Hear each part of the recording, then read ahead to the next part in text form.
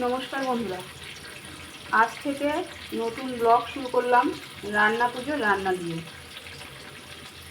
আপনারা সবাই আমার পাশে থাকবেন, আমাকে অনেক অনেক ভালোবাসা দেবেন। আজ আমি রান্না পুজোর প্রথম রান্না ভাত বসিয়েছি, তারপর কড়াইতে দিলাম কলা ভাজা। পরপর সব কী কী রান্না করব সবই আপনাদের দেখাবো, আপনারা পাশে থাকবেন। এবার আমি কড়াইতে আলু ভাজা ছাড়লাম। আলু ভাজাটা নাড়াচাড়া করে ভাজা করে তুলে নেব, তারপরে আবার যখন আর একটা ভাজা করব তখন আবার দেখাবো।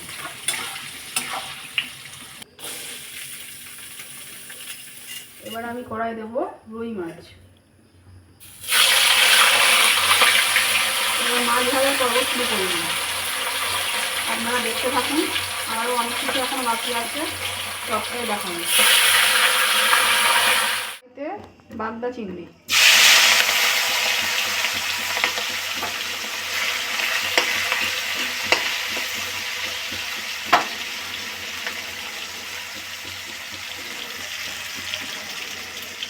কড়াইতে দিলাম পাঁচশো মাছ।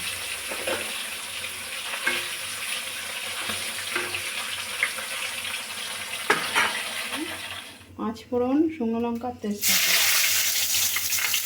কড়া।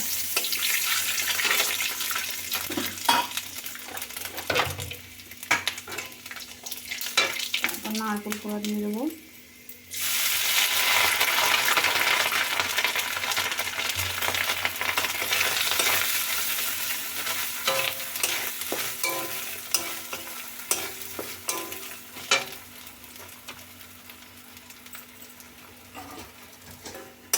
নারকেলটা ভাজা ভাজা হয়ে গেলে চাল কুমড়োটা দিয়ে দেবো।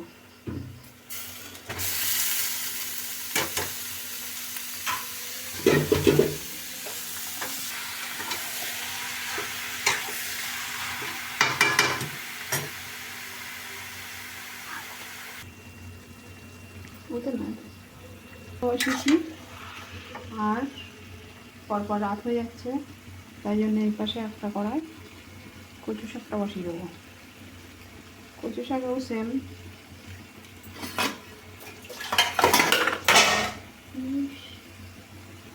কড়াইতে দেবো কচু শাক। ফোড়নে দিলাম পাঁচফোড়ন, শুকনো লঙ্কা, তেজপাতা।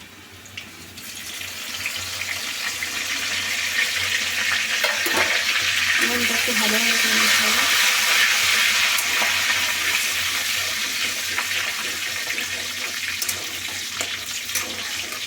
তারপর দিয়ে দেবো নারকেল কোড়া।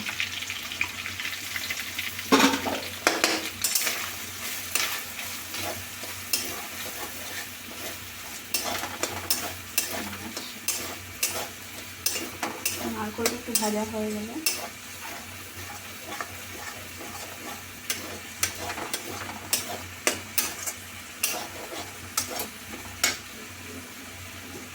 এবার কচু শাকটা দেবো।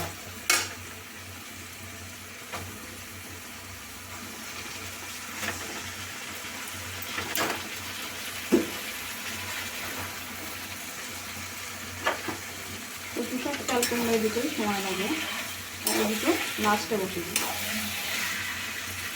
এই দুটো শেষ হলেই আমার রান্না পর্ব শেষ। আপনারা সবাই আমার এই পর্বটা দেখবেন, লাইক দেবেন, সাবস্ক্রাইব করবেন, আমার পাশে থাকবেন।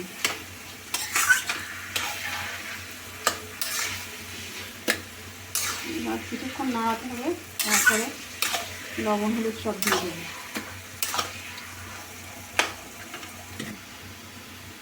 সরষে চারটে কাঁচা লঙ্কা দিয়ে দিলাম, দিয়ে আবার একটু নাড়াতে হবে।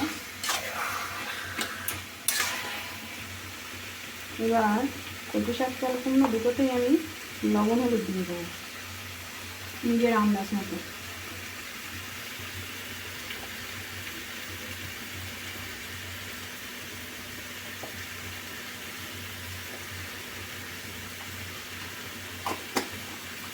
এবার হলুদ দেবো, নুন হলুদ নিজের স্বাদ মতন দেবেন আপনারা। এবার কিছুক্ষণ নাড়ানোর পর আবার দুটো চিংড়ি মাছ দিয়ে দিলাম, কচু শাকে চাল কুমড়ো দিয়ে দিলাম,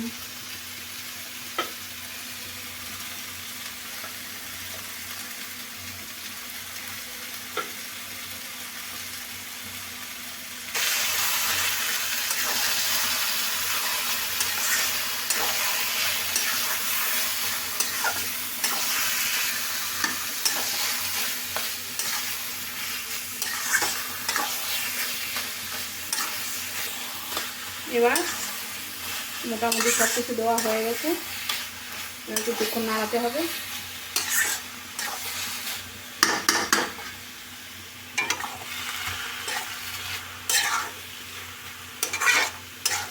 দুটো রান্না একসাথে হয়ে যাচ্ছে।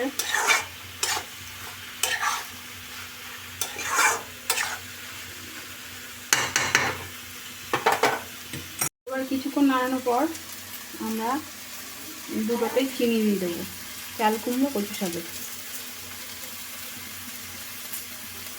এটাও আপনাদের স্বাদ মতো দেবেন। অবশেষে আমি আমার রান্নাটা শেষ করলাম। আপনারা সবাই আমার পাশে থাকবেন, আমার রান্না দেখবেন, কোনো কিছু ভুল ত্রুটি হলে মার্জনা করবেন। আমি আমার ভিডিও আজ এই পর্যন্ত শেষ করলাম। লাইক সাবস্ক্রাইব করবেন।